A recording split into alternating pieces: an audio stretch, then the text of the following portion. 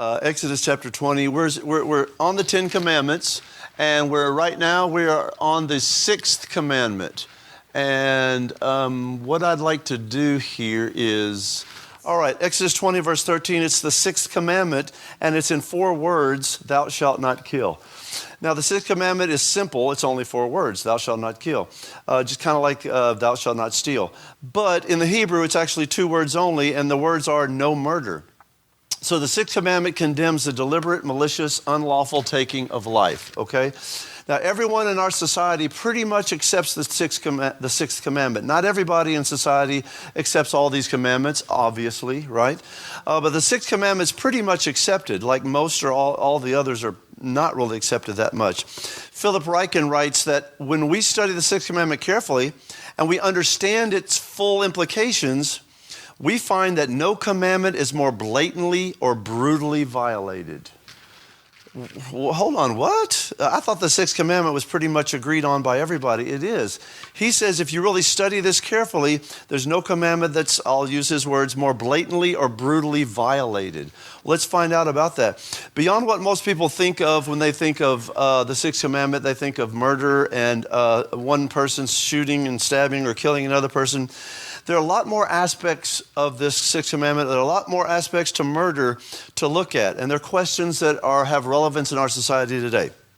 I've wrote some of them down. I have written some of them down. All right. First question. If someone is terminally ill, can we assist their passing away?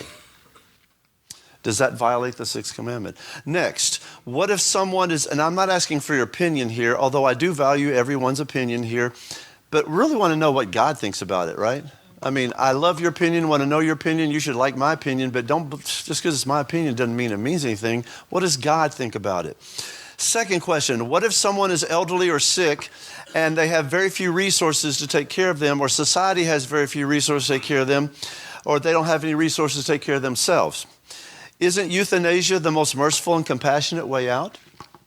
Now, this is something that we're going to have to face if socialized medicine takes a hold in America. And if a president brings in socialized medicine, then that question is the one we're going to have to answer, because then we'll come to the idea, well, it's socialized medicine. We don't have enough resources for everybody, so how do we decide who to give the resources to? That's going to be a question we have to face. They have to face that in other questions already.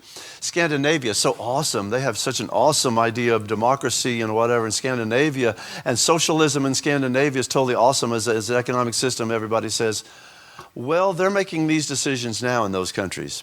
Because as awesome as you think socialism might be, the resources are always scarce, right? You just can't make up money. So is that a compassionate and merciful way out, euthanasia?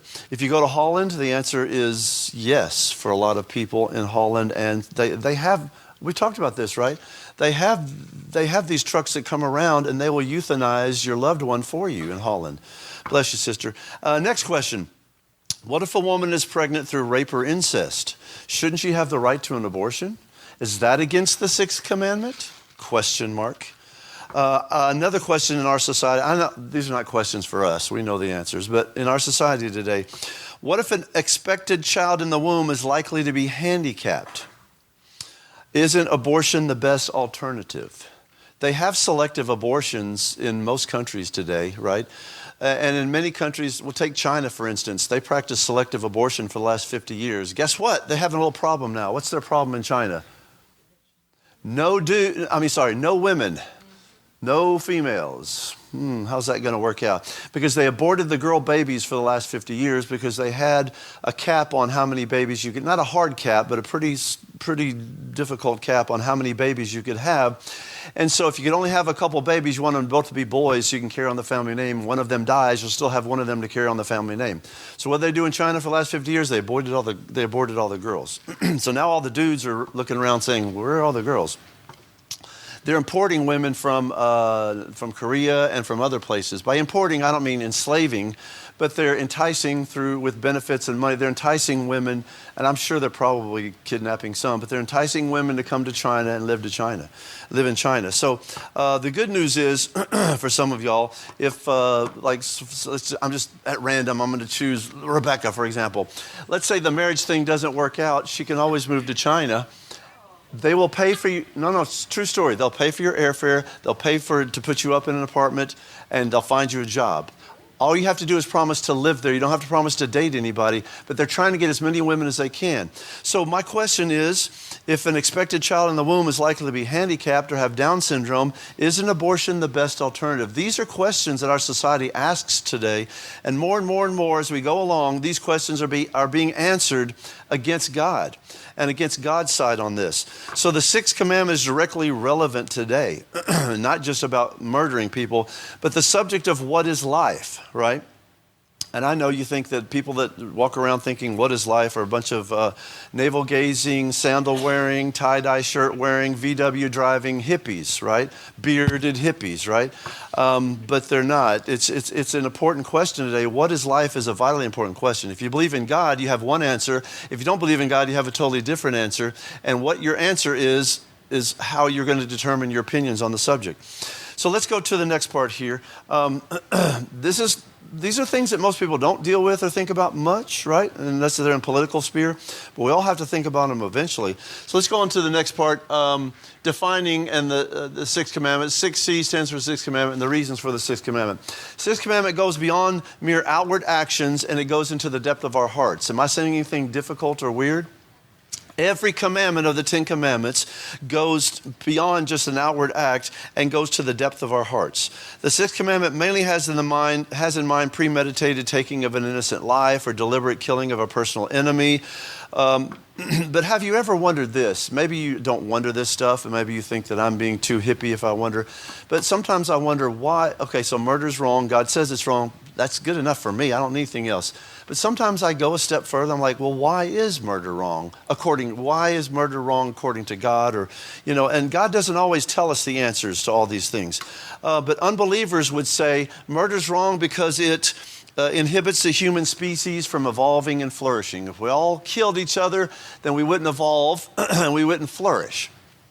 For most people who are non-believers, the buzzword is human flourishing. Does it advance human flourishing or not? What's best for humans to flourish and to go forward in the evolutionary chain or whatever?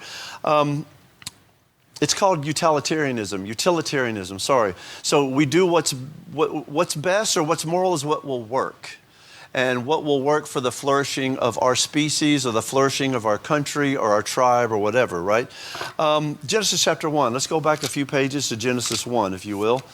Some of you got new Bibles that you're able to, that's pretty, and it's just because it's large print doesn't mean young people can't have these Bibles. Young people like me, I have these Bibles, so I got a large print, so let's see, it's for all of us young people. Genesis 1, look at verse 26. We've gone over this before, so I'm not going to spend a whole lot of time on this, but it kind of is relevant here.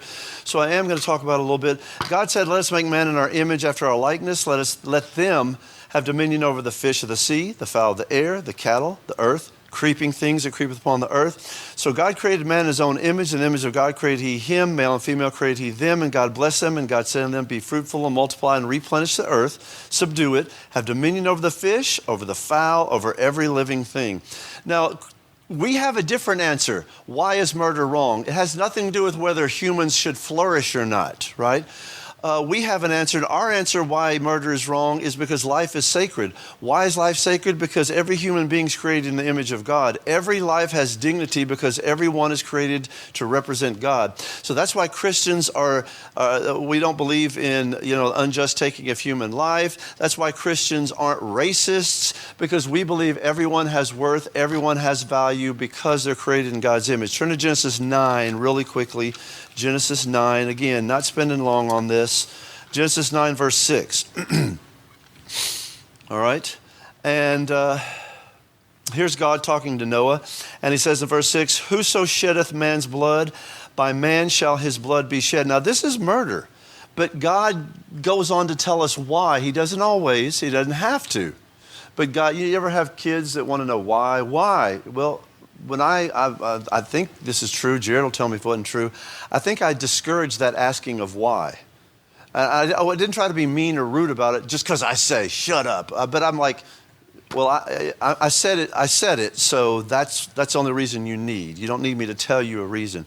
So, but God tells us a reason here. Look at it. Whoso sheddeth man's blood, by man shall his blood be shed. Now, why is that you're going to lose your life if you kill someone else? For in the image of God made he man. That's the reason why. While the sixth commandment has a vertical element between the creature, that's us, and our Creator, also has a horizontal element, man and his neighbor. But not only that, the sixth commandment has an outward element, right? So if I kill Josh, that's an outward element of the sixth commandment. But the sixth commandment also has an inward element, like I said before, like all these commandments do.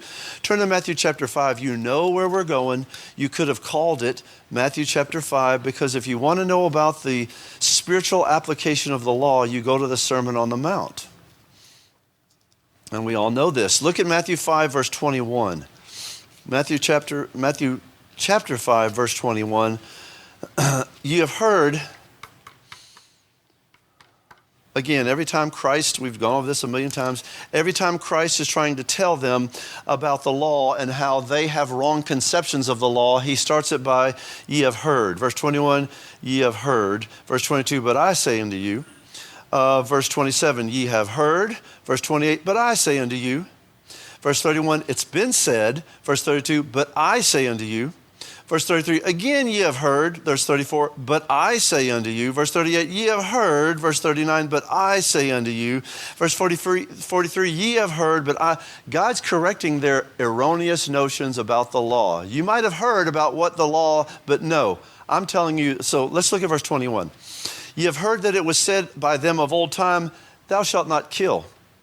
Whosoever shall kill shall be in danger of the judgment. But I say unto you that whosoever is angry with his brother without cause shall be in danger of the judgment. Whosoever shall say to his brother, Raca, shall be in danger of the council. But whosoever shall say, thou fool, shall be in danger of hell fire. So here's the deal. It was a common belief at the time of Christ amongst the Jews that the sixth commandment was just, you shouldn't take someone's life, you shouldn't murder them. They had lost along the way the spiritual application of the law. They lost it, totally lost it. And Christ is trying to correct that. Because remember the rich young ruler came to Christ and Christ said, well, you know the law. And he told him the two tables of the law, made it in like one or two sentences. And the man says, all these things I've done since my youth up.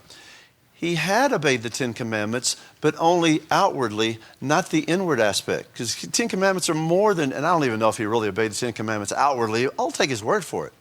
But had he obeyed the Ten Commandments? No, because there's an inward aspect to the Ten Commandments as well. Christ interprets the Ten Commandments to mean that if you violate, even if you violate the Sixth Commandment, even if you're just angry, he says right here.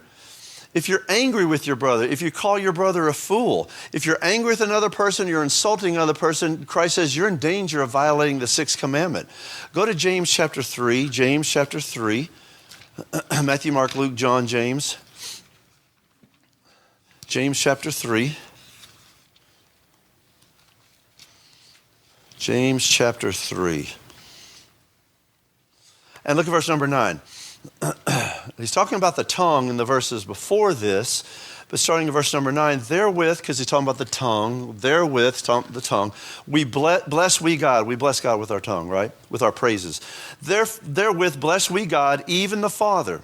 And therewith curse we men which are made after the similitude of God. Once again, we see the reason for not expressing anger or insults. It's rooted in the image of God. It says we are made after the similitude of men. That's the reason. He said, that's the reason why it is wrong to be angry or to insult someone. I don't know if you want to go as far as this with me, but I'll just throw this out there. If you want to go this far, fine. If you don't. But the sixth commandment, possibly, to be angry, to insult someone is to attack God himself.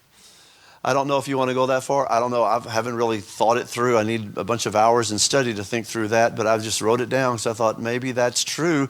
To insult someone else or to murder someone else or to whatever, you're kind of attacking God. You're attacking an image bearer of God. Anger and hate of another person is also wrong because anger and hate are the roots of murder. The laws judges us. Our law and all the laws judge us based on our motives as well as our actions, bases us on our motives as well as our actions. That's why we have the taking of a life split into murder and homicide. I'm sorry. Thank you. Murder and manslaughter. It's all homicide, right? Murder and manslaughter. Because the action is important, but also the motives are important, right? So if Josh insults the Dallas Cowboys, I'll be like, you're not going to insult anybody that brings the kind of barbecue that I've seen in the past. And you're not going to insult his team. So I kill Josh. Well, that would be a crime of passion. Right? So that would be so we make a distinction on motives, right? We do make a distinction. And so does Jesus, right? The Apostle John explains this. Turn to 1 John chapter 3. Anger and hate lead to murder, which is another reason that God prohibits murder. And also Christ takes it a step further and says, don't even be angry at your brother. Don't insult your brother. You're in danger of judgment. You're in danger of the hellfire. Why? Because you just violated the sixth commandment. 1 John 3, are you there? Verse 15. Whosoever hateth his brother is a murderer. There we go again. Just what Jesus said. And ye know that no murderer hath eternal life abiding in him. The sixth commandment is a matter of the offender's life or death. It's an important commandment. It's a matter of life or death. Let me read you a quote by Philip Ryken I thought was good. He said this, the sixth commandment preserves the sanctity of human life.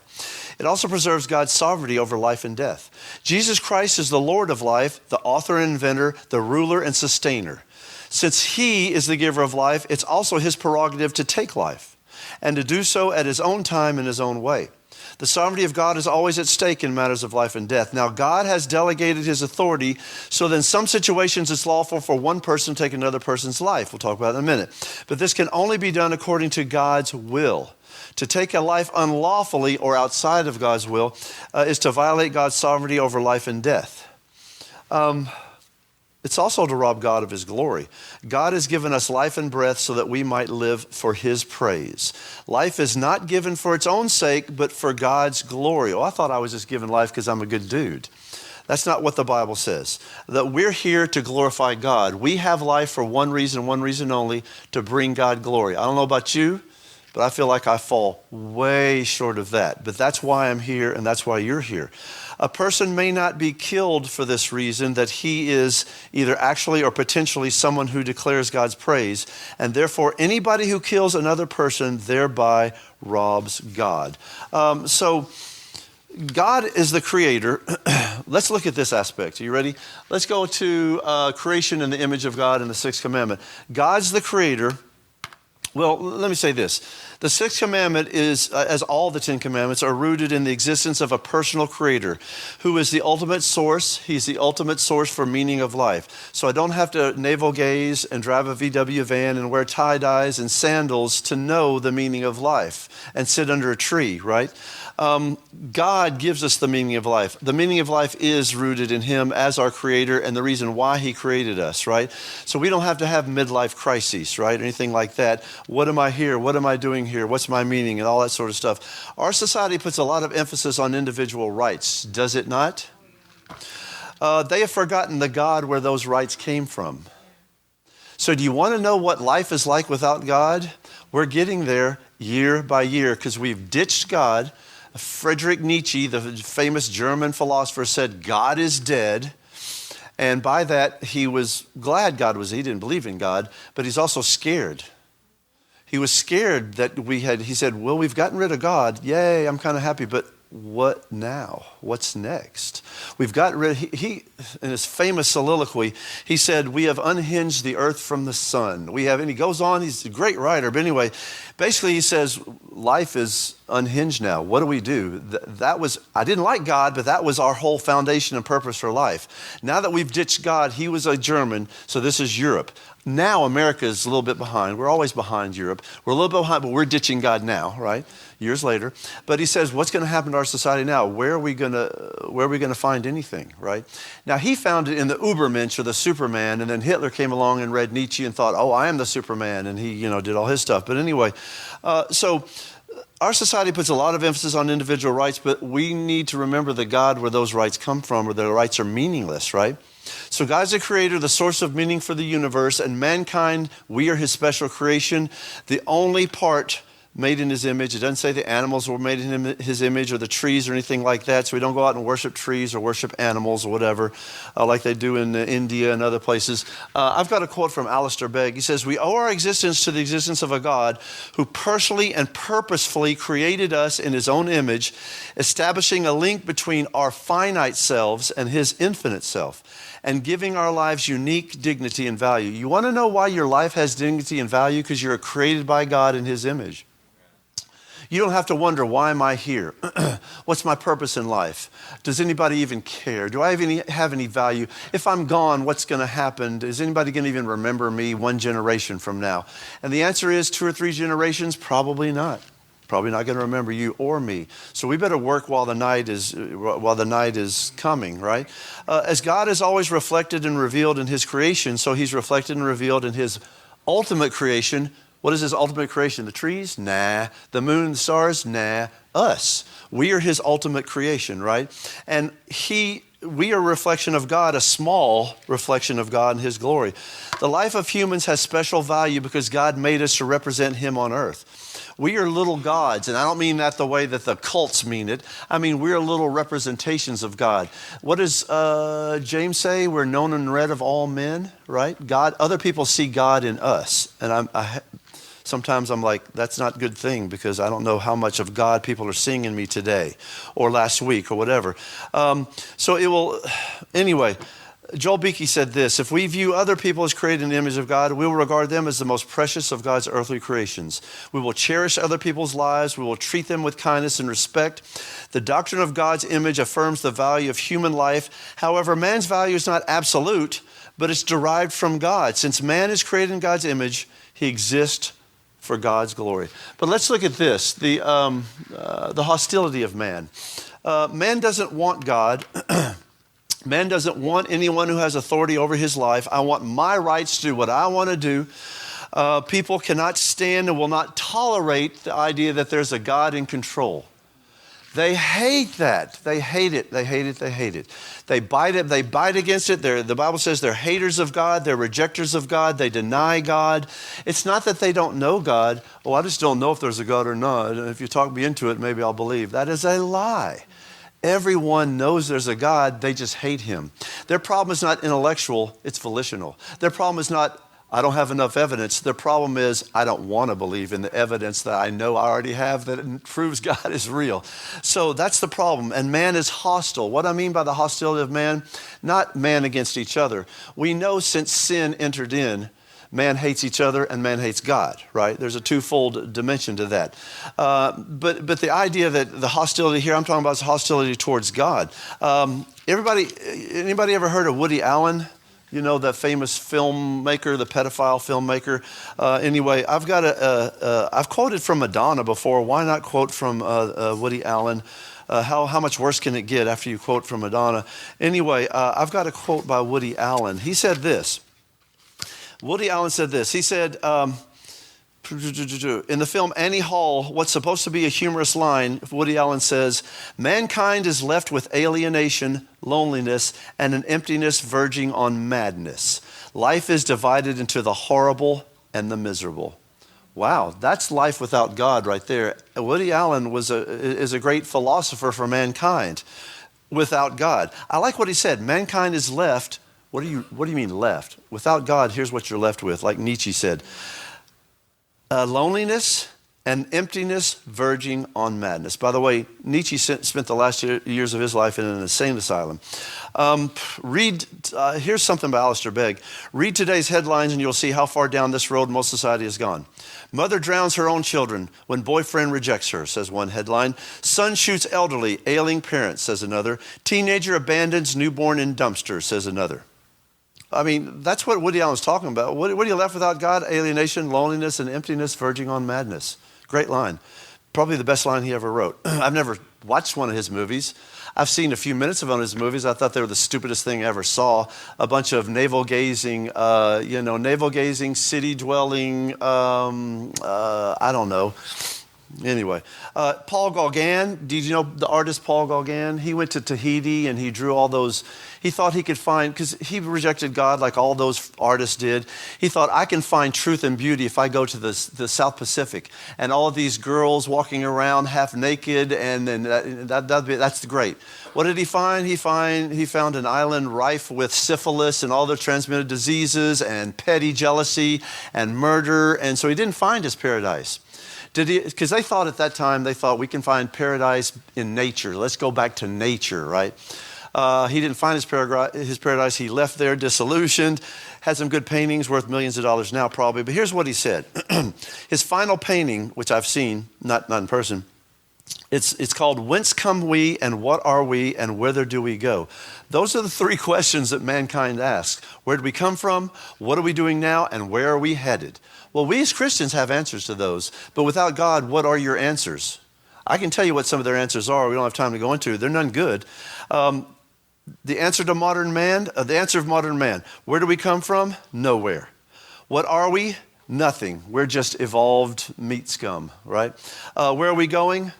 The grave, no place. That's the answer for modern. Yeah, I'd be upset too if that was all that you know. And then P.S., there's a P.S. on the end of this. P.S., I'll read it one more time. Where do we come from? Nowhere. What are we? Nothing. Where are we going? No place. P.S., have a nice life. That's man. That's the answer, right? I mean, that's... So I know you might think I'm getting a little deep and hippie-ish or whatever, but let's move on. There's a huge difference between believing that there's no God and everything here's here by chance. That's what you get when you work out the philosophy, right? Most people don't believe in God. They just believe this is all we have, but they don't really think much about it. They don't think much about it. They don't spend time thinking about it, getting deep. They just spend time on Amazon or watching the latest game or whatever. So, and they, and getting the newest car or whatever. So, but there's a big difference between believing there's no God and everything's here by chance and believing that our lives are here because we are created by a personal, purpose, loving God. There's a big difference, y'all. Belief in the first, taken to its logical conclusion, means that life has no objective value, no objective meaning. Belief in God, you have objective values, you have objective meaning, you have reasons for the belief, sixth commandment, that all of life is sacred, and that's why the sixth commandment says we should not take life. Now, I want to go over one more thing because we're fixing to have to stop. What the sixth commandment does not prohibit. Number one, it does not prohibit the death penalty or capital punishment, no matter what someone may tell you. Man's creation in the image of God means that all life is sacred, not because men are holy. I gotta stop here. Not because men are holy, but because men bear some resemblance of God, who is holy. I'll read you a verse in Genesis. We already read this, I thought. Let me read it again. In Genesis 9, it says, every moving thing that liveth shall be meat for you, even as the green herb have I given you all things, but flesh with the life thereof, which is the blood thereof, shall ye not eat.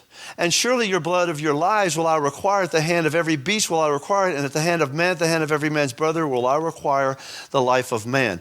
Verse 6 gives the reason for this commandment, because humans, unlike animals, are made, once again, in the image of God. As if God were here to say that we are committing sin when we plan on hurting a fellow human being.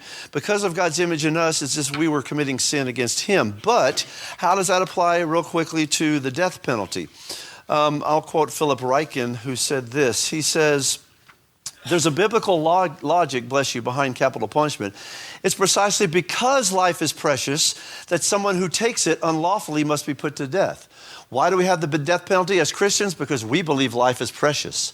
Why do you not want the death penalty? You think you're all, love people. I'm against the death penalty because I love people. No, you hate people. That's why you're against the death penalty. We're for the death penalty. We believe every life is so precious that if you take it, you forfeit your right to life. Right?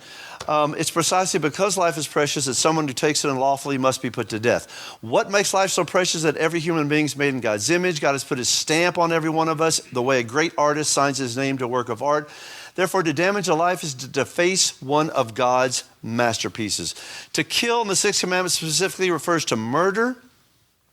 And I gotta leave it here, as we'll see a little bit, and I just don't have to go. We'll go through it, and we'll go to Romans chapter 13. But you all know that the Bible, God gives the state, the civil government, the right to take a life. All right? So that's why capital punishment is not murder. And any idiot that says, you're a Christian, you believe in capital punishment, well, what about the sixth commandment? Come on, guys, that's an easy one, right? I mean, give me something harder sometimes. But yes, we know that there's no contradiction between believing in the death penalty for murderers and believing in the sanctity of the sixth commandment. We'll go into the reasons why next week.